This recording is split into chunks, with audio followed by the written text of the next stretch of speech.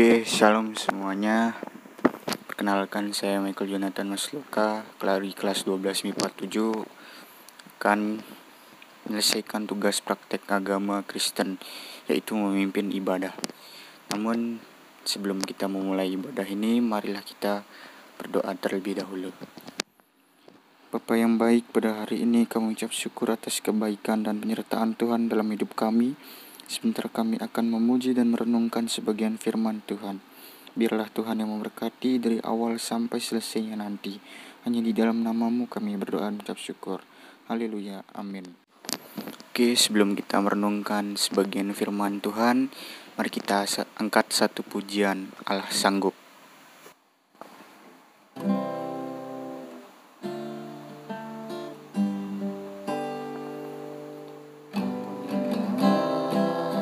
Pernah dilihat mata yang tak pernah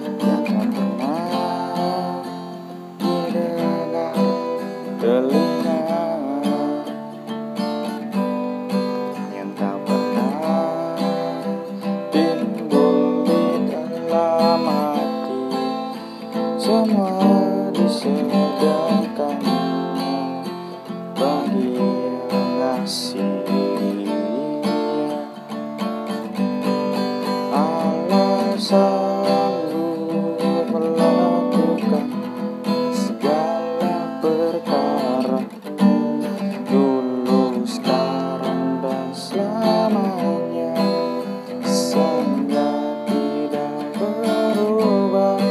Allah sanggup melakukan segala perkara, dulu, sekarang, dan selamanya. Sang-Nya tak berubah. Kita nyanyikan.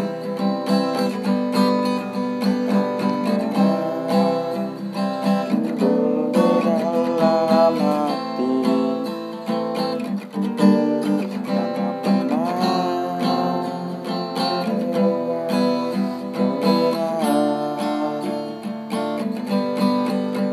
pernah timbul di dalam hati, semua disediakannya bagi yang ngasih.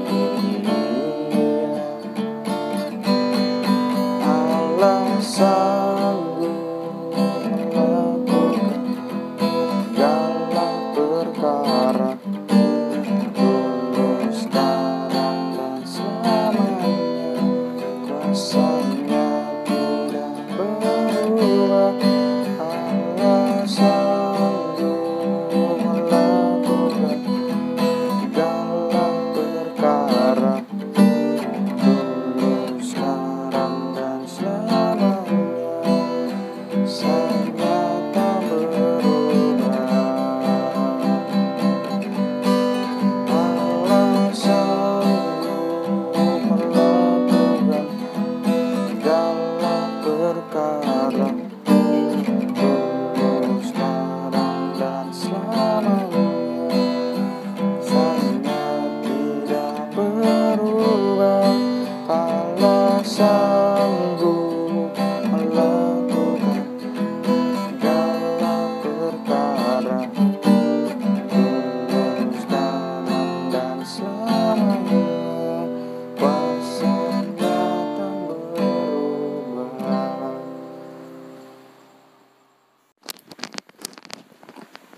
Oke, tiba saatnya kita akan mendengarkan firman Tuhan. Pada hari ini terambil dari kitab Yosua 3 ayat 5 yang mengatakan, "Berkatalah Yosua kepada bangsa itu, kuduskanlah dirimu, sebab besok Tuhan akan melakukan perbuatan yang ajaib di antara kamu." Jadi pada hari ini saya mengangkat sebuah perikop yang berjudul menjaga kekudusan hidup. Hidup menjaga kekudusan tidak pernah mudah. Zaman dahulu masalah kekudusan sudah menjadi hal sulit yang dilakukan oleh sebagian manusia, bahkan hampir semuanya. Terlebih hari-hari ini ada begitu banyak media yang menawarkan segala sesuatu yang bisa mengganggu kekudusan, bahkan merusak hidup kita dengan begitu mudahnya. Jika dahulu orang harus mengeluarkan biaya besar untuk memperoleh sesuatu, hari ini semua tersedia dengan sangat murah, bahkan gratis. Menjaga kekudusan semakin lama dianggap kuno oleh sebagian manusia. Orang-orang semakin tidak lagi mengagumi akan orang-orang yang hidupnya mempertahankan kekudusan, tetapi malah mentertawakan, bahkan menganggap mereka bodoh atau kurang gaul. Dunia terus menawarkan segala sesuatu yang bisa merusak kekudusan kita dalam berbagai bentuk yang biasanya membawa kenikmatan bagi perjalanan hidup kita. Contohnya saja, kenikmatan dunia yang kita lupakan adalah pergi berfoya-foya. Yang kita tahu bahwa sekarang masih mengalami pandemi, kita seharusnya lebih berhemat. Kita malah pergi berfoya-foya menghabiskan uang dengan percuma. Tentu pasti kita akan dibawa ke dalam kebinasaan.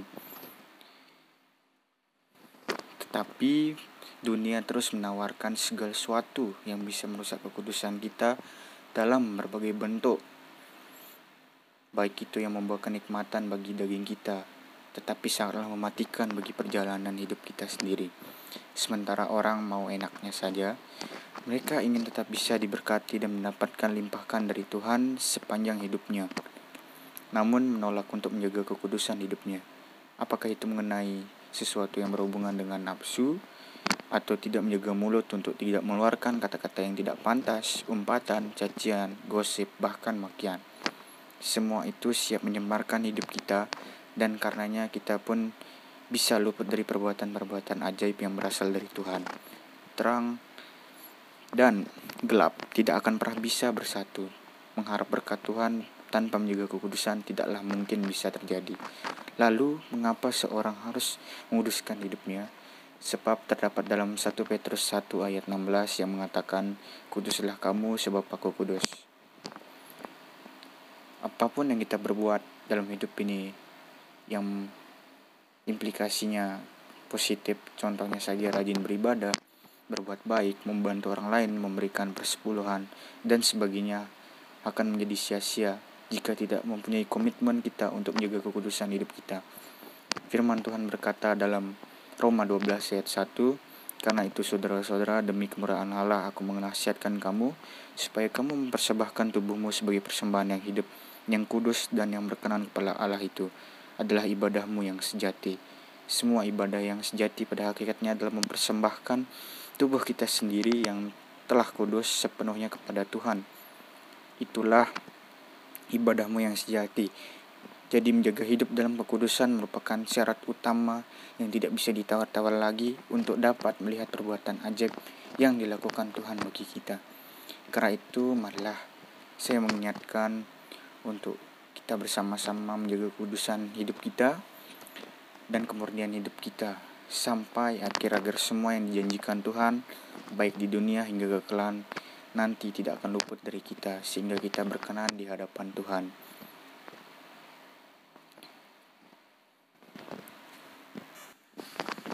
Lalu bagaimana cara kita bisa menjaga kekudusan yang hidup? Yaitu kita mengingat 10 perintah Tuhan. Yang pertama, jangan ada padamu Allah lain di hadapanku. Yang kedua, jangan membuat bagimu patung menyerupai apapun. Yang ketiga, jangan menyebut nama Tuhanmu dengan sembarangan. Yang keempat, ingatlah dan kuduskanlah hari Sabat. Yang kelima, hormatilah dan ayah ibumu agar lanjut umurmu di tanah yang dijanjikan Tuhan. Yang keenam, jangan membunuh. Yang ketujuh, jangan berzina. Yang kedelapan, jangan menyusuri. Yang kesembilan, jangan bersaksi dusta tentang sesamamu. Yang kesepuluh, jangan mengingini kepunyaan sesamamu, apapun bentuknya itu. Jadi, mungkin sebelum menutup firman Tuhan, saya akan berbagi sedikit tentang kesaksian, tentang kebaikan Tuhan dalam hidup saya. Yaitu sekitar tahun 2019, waktu kegiatan pendaftaran untuk masuk SMA. Nah, saat pendaftaran berlangsung, kata panitia bahwa persyaratan saya kurang lengkap. Karena waktu itu saya memang tidak tahu kalau nilai ujian sekolah dibutuhkan. Singkat cerita, hati saya waktu itu sudah mulai khawatir. Namun, puji Tuhan, saya ingat bahwa menjaga kekudusan itu juga tidak luput dari kita bersaat teduh dan memohon pertolongan Tuhan. Setelah bersaat teduh, saya pergi ke sekolah SMP saya untuk mengambil nilai ujian sekolah, dan puji syukurnya saat dalam perjalanan, entah dari mana hati saya terasa tenang tanpa ada rasa gelisah sedikit pun, dan semua hal yang dilancarkan oleh karena kebaikan Tuhan. Dan sampai ada akhirnya saya bisa memenuhi syarat untuk daftar di sekolah impian saya, yaitu SMA Negeri 2 Mataram. Mungkin ini yang bisa saya sampaikan dari firman Tuhan pada hari ini. Amin.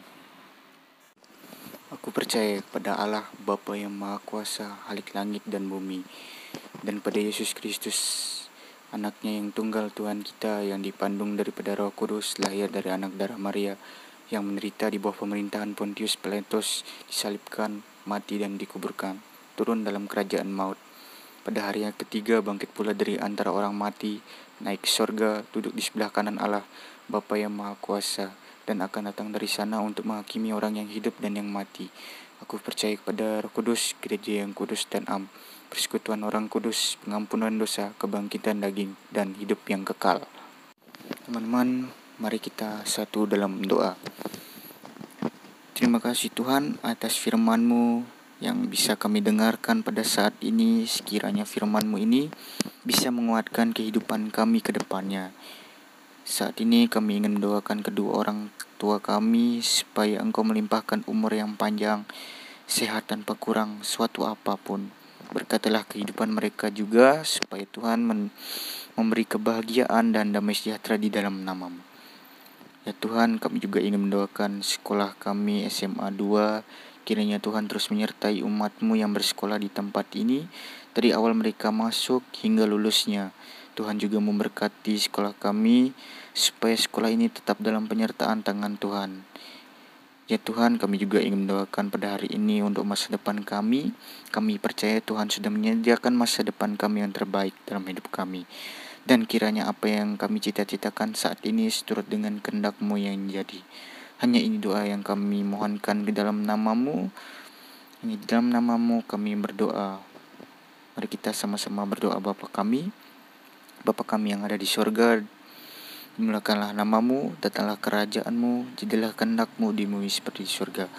Berikanlah kami pada hari ini makanan kami yang secukupnya, dan ampunilah akan kesalahan kami seperti kami sudah mengampuni orang yang bersalah kepada kami. Dan janganlah membawa kami ke dalam pencobaan, tetapi lepaskanlah kami daripada yang jahat, karena Engkau-lah yang punya kerajaan dan kuasa dan kemuliaan sampai selama-lamanya. Amin. Oke, sebelum kita kembali beraktivitas, mari kita berdoa.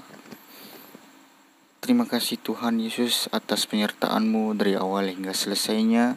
Sekarang kami mau melanjutkan aktivitas kami masing-masing. Biarlah tangan Tuhan selalu memberkati dan menyertai hidup kami dari awal hingga selama-lamanya. Hanya di dalam nama-Mu kami berdoa dan mengucap syukur. Haleluya. Amin.